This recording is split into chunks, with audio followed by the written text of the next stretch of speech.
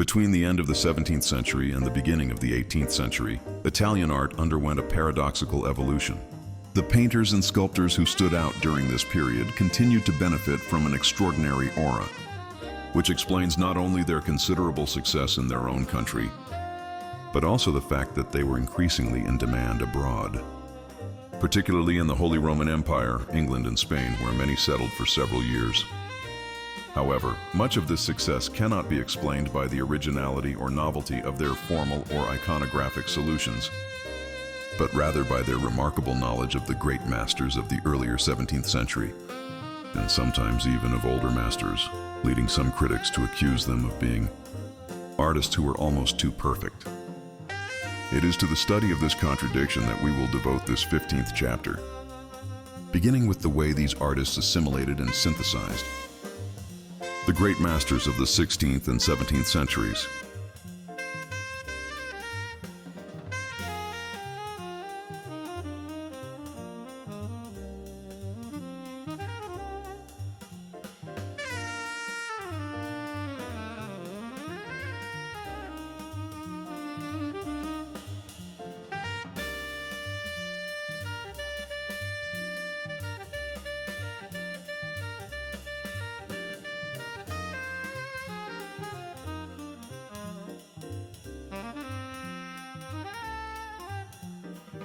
Among these Italian masters, Salvator Rosa holds a somewhat unique place, as he was undoubtedly the most original, working on the fringes of the major artistic trends that we will discuss in this chapter. This original Neapolitan painter was born in 1615 and died in Rome in 1673, where he was active from around 1635 until his death, aside from a few stays in Naples and Florence. In Rome, a real artistic circle formed around him, bringing together artists, poets, and actors who gathered at his home. Following in Caravaggio's footsteps, Rosa cultivated the image of a man with a fiery temperament, fond of controversy and quick to publish satires and pamphlets against his rivals and adversaries. This combative attitude forced him to leave Rome for Florence in 1640. After a series of insults directed at Bernini, the dominant artist in Rome at the time, whom Rosa accused of controlling artistic life. He would later return to Rome. Rosa's works follow this same rebellious spirit. Drawing on the satirical and parodic taste of the Bamboccianti painters, Rosa highlighted, often through the absurd, the artistic stagnation that afflicted Rome from the 1650s onward. His paintings of witchcraft, brigandage, and wild landscapes, with their dark palettes and boldly deconstructed forms, should be seen as attempts to create new genres, alternative ways of representing reality. They function as critical statements that directly oppose what was commonly being produced in Rome at the time. They symbolize an artistic culture that had become rigid, structured around a few dominant figures, and no longer able to nurture innovative young talent, as it had at the beginning of the century. The melancholy or terrifying atmosphere of some of Rosa's mythological, historical, and landscape paintings may reflect the climate in which he worked, as well as his desire to challenge artistic traditions he considered burdensome. For Rosa, the goal was no longer the ideal beauty of a Nibali Carracci, or the beautiful truth dear to Caravaggio, but rather the most direct and powerful emotional impact possible on the viewer, even if that meant shocking, frightening, or unsettling them.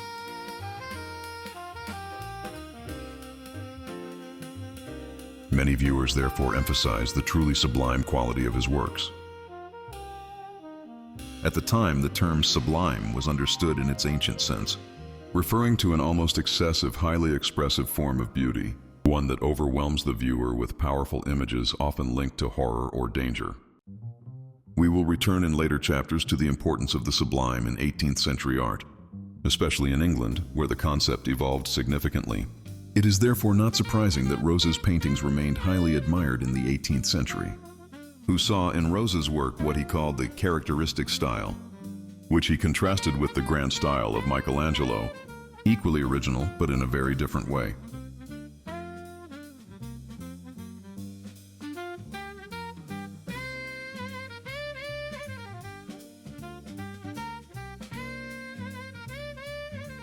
One of the most strongly marked figures of this type, which must be considered inferior to the grand style, is Salvator Rosa. He gives us a particular impression of nature, devoid of grace, elegance, and simplicity, and lacking the elevation and dignity that belong to the grand style. Yet this impression possesses a dignity of its own, that of wild, untamed nature.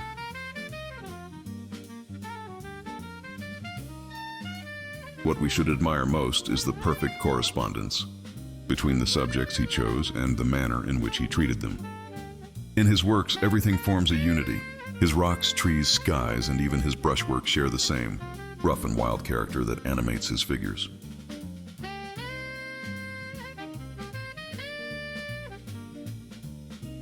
For Reynolds, Rosa's art could be seen as the exact opposite of that of his contemporary Carlo Maratta, whom Reynolds admired, though for very different reasons, and not without regret at a certain banality in his beauty. We may contrast, he said, the character of Salvator Rosa with that of Carlo Maratta. In my opinion, this painter lacks great vigor of mind and true originality of invention.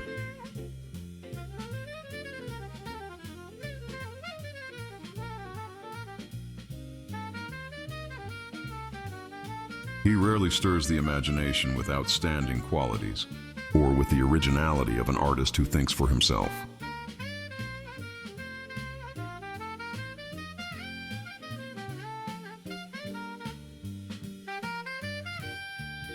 He knew and practiced all the rules of art.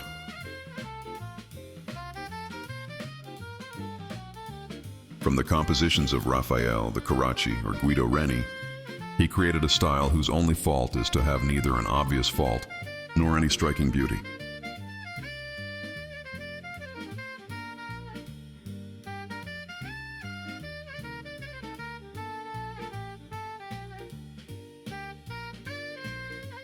The principles of his compositions are never fused into a single original or truly excellent whole.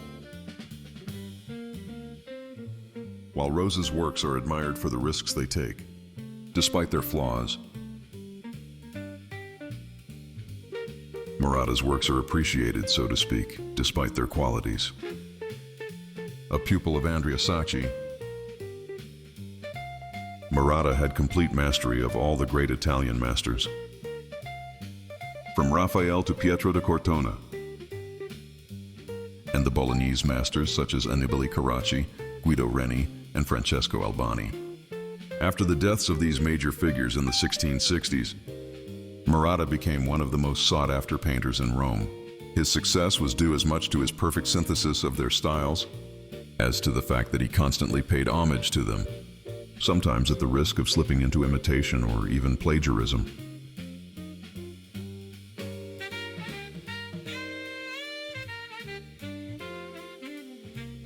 Reynolds believed Maratta surpassed many earlier painters, thanks to the breadth of his artistic references.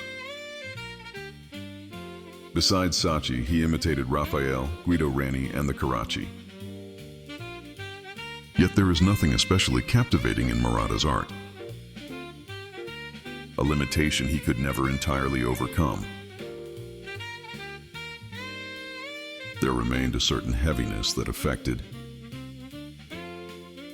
his invention, expression, drawing, color, and overall effect. He equaled none of his models and added very little of his own. In this, Maratta's art stands in contrast to that of Rosa, or even Michelangelo, artists who dared to create bold and risky works, where expressive power compensates for certain imperfections.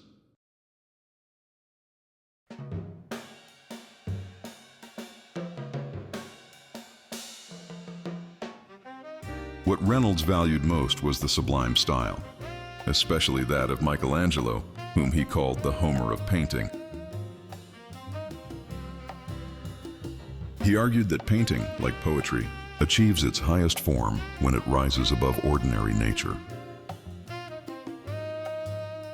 He recommended that modern painters show more enthusiasm and boldness, as excess in this direction was hardly the main fault of his time.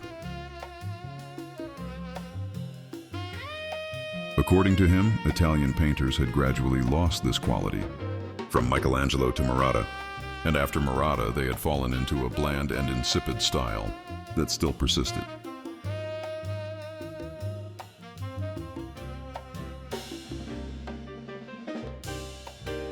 Reynolds clarified that when he contrasted Italian and Northern painters, he was not referring to modern artists, but to the heads of the great Roman and Bolognese schools. He also excluded the Venetian school from this criticism, seeing it as a separate branch of Italian genius. The painting, The Rape of Europa, is a good example of the paradoxical perfection that Reynolds identified in Maratta's work, pointing out both the technical mastery and what he saw as its relative lack of expressive force. The painting clearly draws on famous works by Titian and Veronese on the same subject, which Maratta chose to reinterpret through the refined manner of Guido Reni, one of his favorite models. Everything is perfectly controlled, perhaps too perfectly, which is precisely what Reynolds regretted, especially when he mentioned the beauty of the drapery in Maratta's paintings. Maratta believed that arranging drapery was an art even more difficult than drawing the human figure,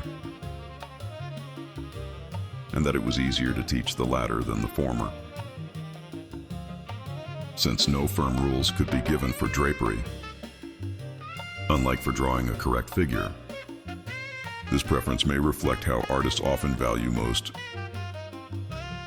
the areas in which they believe themselves to excel. Yet in Maratta's work, the drapery can appear so deliberately arranged that in this respect he falls short even of Raphael, despite the fact that this aspect contributed greatly to his reputation. After Maratta's death, many artists continued to cultivate this synthetic approach, though some displayed a greater degree of individuality.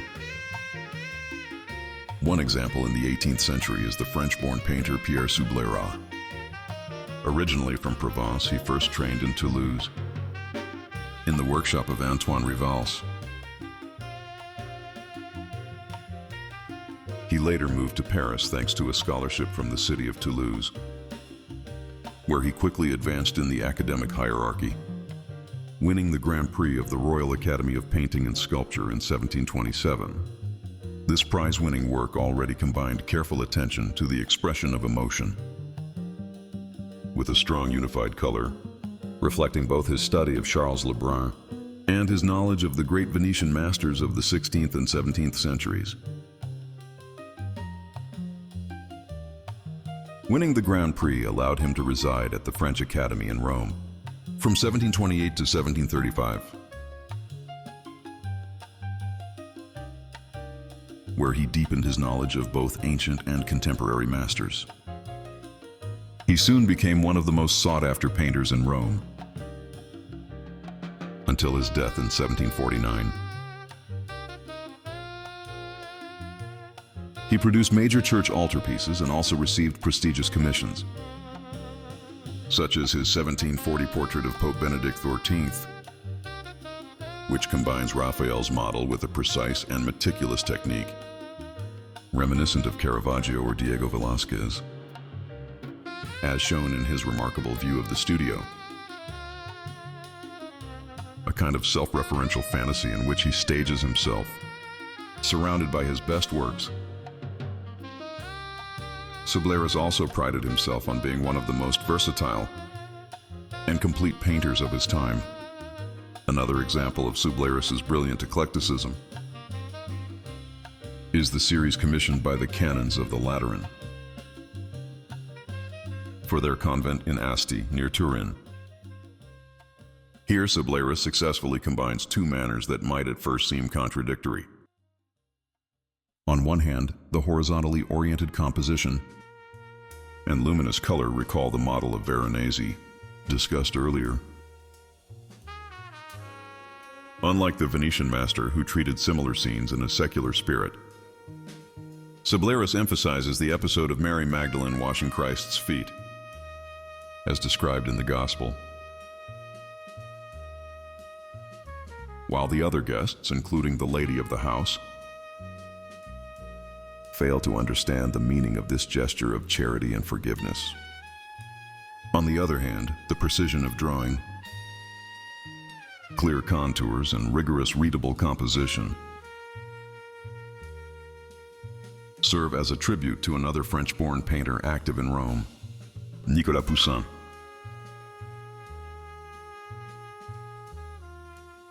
Carlo Maratta, and to a lesser extent Pierre Subleyras, thus embody a form of Roman artistic orthodoxy. But this reverence for the great masters can also be found in other Italian cities, notably in Venice in the work of Sebastiano Ricci and Giovanni Antonio Pellegrini. Ricci trained first with Federico Cervelli, and probably also with Sebastiano Mazzoni. But his true masters were the great Venetian painters of the 16th century, of whom he became one of the leading specialists of his time. This expertise supported a brilliant career in Venice, centered on large church altarpieces, decorative cycles, and smaller mythological paintings.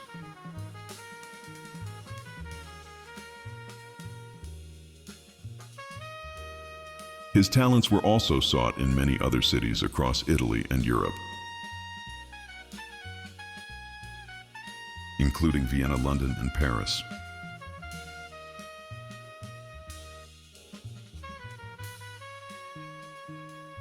Although Ricci was not indifferent to the new decorative solutions developed by Luca Giordano,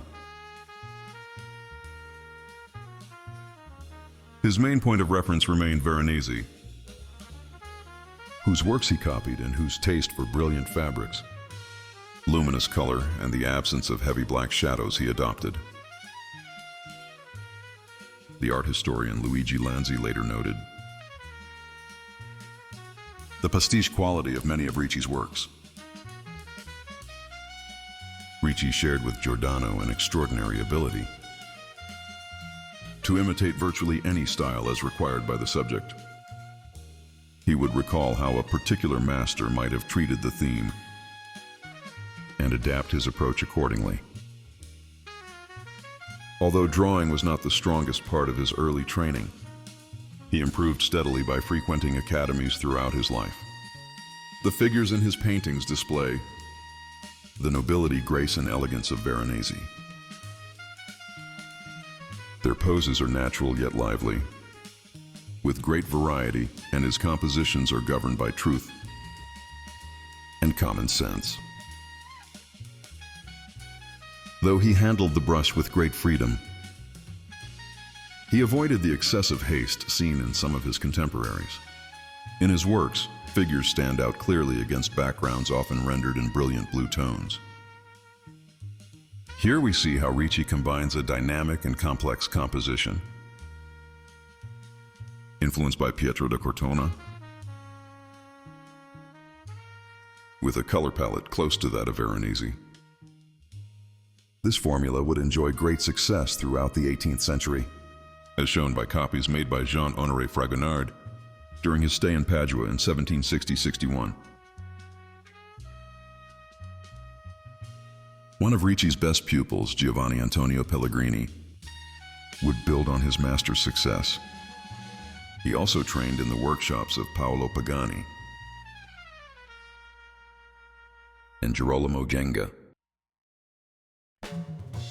His deep integration into Venetian artistic life was confirmed by his marriage to Angela Carriera, sister of the famous pastel artist Rosalba Carriera. Like Ricci, Pellegrini also enjoyed an international career, working in Rome, London, Dusseldorf. Hanover, Dresden, Vienna, Amsterdam, The Hague, and Paris. In his painting for the Cathedral of Padua, Pellegrini drew on the tradition of Venetian sacred conversations, as well as on the luminous decorative style of Luca Giordano.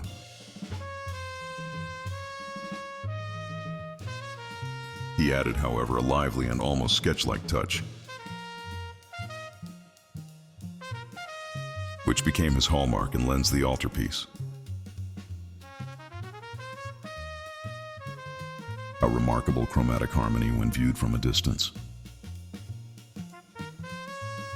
Italian art of the late 17th and early 18th centuries thus seems, in a sense, caught in its own trap. At the end of the 16th century, many artists had insisted on breaking away from the excesses of mannerism to develop a more varied and open aesthetic. That aesthetic did indeed flourish in the 17th century,